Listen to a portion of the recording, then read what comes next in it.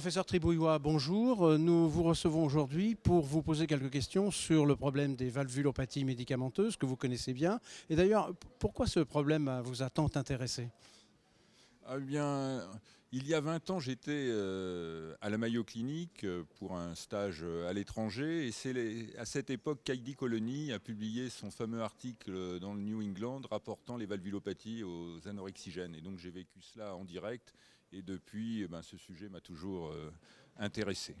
Donc ça sensibilise le cardiologue échographiste que vous étiez. On parle beaucoup aujourd'hui de valvulopathie médicamenteuse alors que les praticiens français, les cardiologues en particulier, ont été très sensibilisés au benfluorex. Est-ce que finalement il y a beaucoup d'autres valvulopathies médicamenteuses?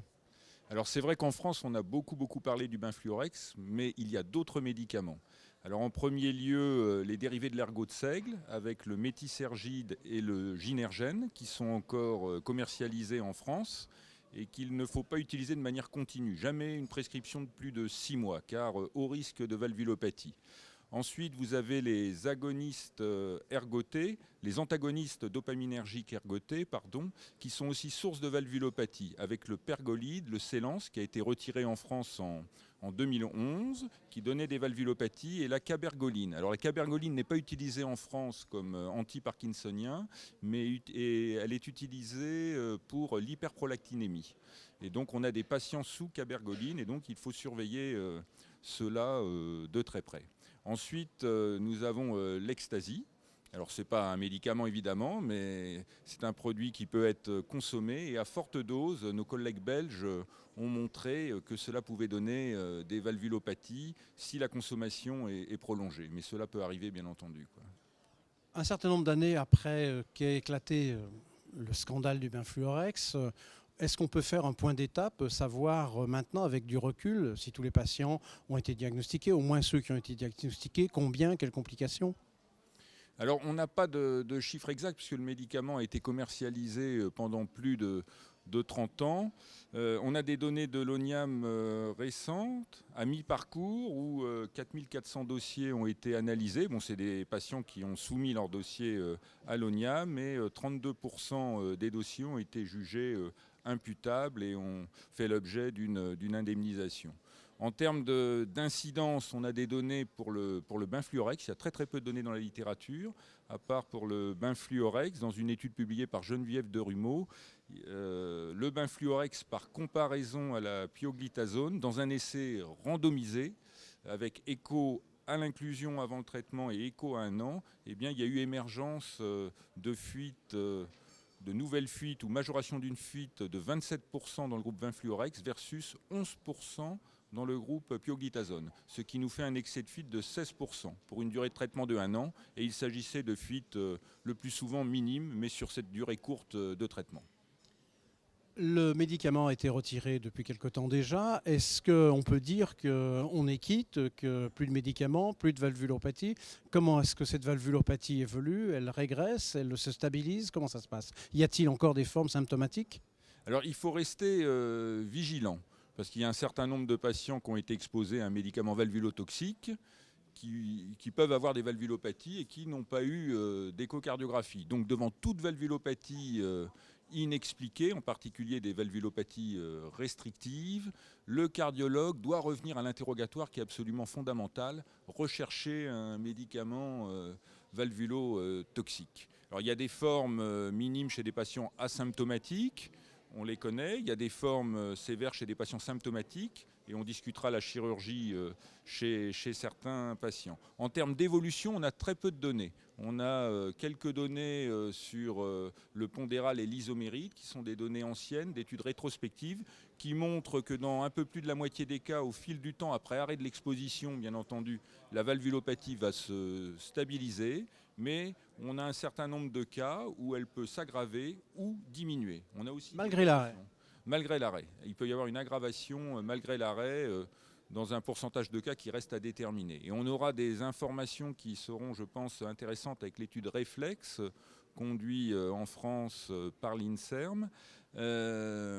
Il s'agit d'une étude qui a commencé il y a 3 ans.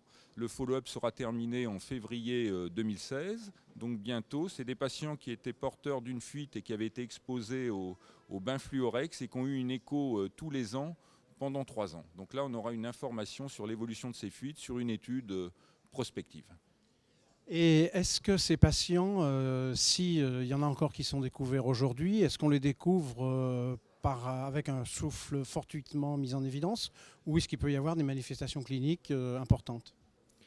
Alors, il y a encore des patients qui viennent de moins en moins puisqu'ils ont été exposés à un médicament valvulotoxique, le plus souvent le Benfluorex, et qu'ils n'ont pas eu encore d'échocardiographie. Il y a des patients qui peuvent venir pour dyspnée, chez qui on découvre une valvulopathie valvulotoxique. Et puis on a ce problème clinique qui est relativement fréquent, des patients avec fuite médicamenteuse minime au repos et qui viennent en consultation pour une dyspnée d'effort. Alors chez ces patients, il est important, à mon sens, d'effectuer un cathétérisme à l'effort ou surtout une échocardiographie d'effort, car dans certains cas, ces valvulopathies, en particulier quand il s'agit de fuite mitrale, peuvent s'aggraver à l'effort et donc être minimes au repos et s'aggraver à l'effort. Et donc l'échocardiographie d'effort, dans ce contexte, peut être extrêmement intéressant. Il y a une autre forme qui est piégeante, ce sont des patients qui peuvent faire, toujours sur des fuites mitrales, des OAP flash. Parce que ces fuites mitrales restrictives médicamenteuses peuvent brutalement s'aggraver à la faveur de modifications de conditions de charge. Le malade arrive pour un OAP, vous le traitez, la fuite régresse. Et donc c'est très piégeant parce que s'il n'y a pas eu d'écho au moment de l'OAP, on peut passer à côté. Donc là aussi, on peut faire un écho d'effort qui pourra nous renseigner chez ces patients. On connaît votre compétence en échocardiographie. Je ne vais pas vous mettre votre compétence à profit pour nous faire un cours détaillé, mais simplement pour nous dire de façon très synthétique quels sont les grands points de différence entre des lésions rhumatismales qui sont le principal problème et des lésions de valvulotoxicité médicamenteuse. Alors ce point est extrêmement important parce que effectivement dans notre pays on n'avait pas eu d'enseignement sur les valvulopathies médicamenteuses, on ne connaissait pas bien la sémiologie échocardiographique et on a eu tendance pendant des années, quand on ne comprenait pas une valvulopathie mitrale ou aortique ou a fortiori mitro-aortique, à conclure à une valvulopathie d'allure rhumatismale chez des patients qui pourtant n'avaient aucun antécédent de rhumatisme articulaire aigu. Alors que le rhumatisme articulaire aigu a disparu dans notre pays dans les années 50, a été éradiqué à partir de 1960. Et donc il n'y a pas de raison chez un patient qui a été exposé à un médicament valvulotoxique, qui a une valvulopathie inexpliquée, de conclure à un rhumatisme articulaire aigu. Donc là, il faut vraiment être vigilant sur l'interrogatoire et rechercher l'antécédent de rhumatisme articulaire aigu avant de conclure à une valvulopathie rhumatismale. C'est extrêmement important parce que les aspects échocardiographiques sont assez proches. Alors sur le plan anatomopathologique, les choses sont différentes entre le rhumatisme articulaire aigu et les valvulopathies médicamenteuses. Vous avez dans les valvulopathies médicamenteuses une fibrose qui est à la surface de la valve et qui respecte l'architecture valvulaire. Alors que dans le rhumatisme articulaire aigu, cette architecture valvulaire n'est pas du tout respectée. Dans les valvulopathies médicamenteuses, pas de remaniement inflammatoire, peu ou pas de néovascularisation, alors que ces données existent dans les valvulopathies rhumatismales. Donc si on opère un patient d'une valvulopathie médicamenteuse, il faut absolument faire une anapathe pour confirmer le diagnostic. Bon, bien entendu, ça concerne heureusement qu'une minorité de cas. Des fusions des valves, comme dans le rhumatisme articulaire aigu ou pas? Ah oui, alors on a appris cela récemment. On pensait initialement que valvulopathie médicamenteuse correspondait à des fuites. Fuite aortique, fuite mitrale ou fuite mitro-aortique, qui est très évocateur. En fait, récemment, et avec confirmation avec des données anapathes, on s'est aperçu que dans des cas beaucoup plus rares, les valvulopathies médicamenteuses pouvaient être sténosantes, sténose mitrale, et là ça ressemble vraiment au rhumatisme articulaire aigu, ou sténose aortique, et dans ces cas la sténose aortique est associée à une insuffisance aortique plus ou moins importante, donc plutôt des maladies aortiques que des sténoses aortiques pures. Donc si j'ai bien compris, ça existe, c'est quand même pas le plus fréquent. Non, le cas le plus fréquent est la fuite restrictive. Mais chez un patient qui a été exposé à un médicament valvulotoxique, si vous avez une maladie aortique, elle peut très bien être d'origine médicamenteuse. Ou si vous avez une sténose mitrale en l'absence d'antécédents de rhumatisme articulaire aigu, cela peut être tout à fait une valvulopathie médicamenteuse. Et nos confrères cardiologues ont eu pour beaucoup des formations sur le sujet. Est-ce qu'aujourd'hui ils ont les moyens on va dire, de dépêtrer des situations un petit peu difficiles qui doivent revenir de façon récurrente?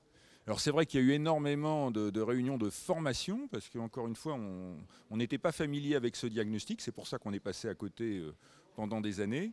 Alors si vous avez des formes typiques, et ça les cardiologues maintenant ont appris à bien les reconnaître, il y a des formes douteuses, c'est parfois difficile, donc là il ne faut pas hésiter à s'adresser, il y en a à peu près dans chaque région en France, à un expert dans le domaine qui pourra aider au diagnostic.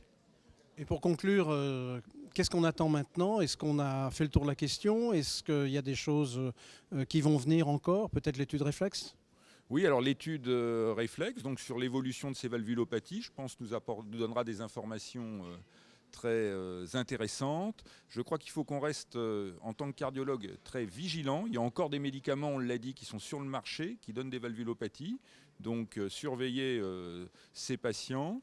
Ensuite, on peut très bien avoir sur le marché des médicaments agonistes des récepteurs 5-HT2B, c'est ces médicaments qui donnent des valvulopathies, que l'on n'a pas encore identifiés, où on a la quinidine, la guanfacine, qui a priori n'en donne pas, mais on ne sait jamais. Et puis il pourrait y avoir de nouvelles drogues qui ont cette propriété d'être antagonistes sur les récepteurs 5-HT2B qui pourraient venir sur le marché. Donc vigilance, vigilance, vigilance.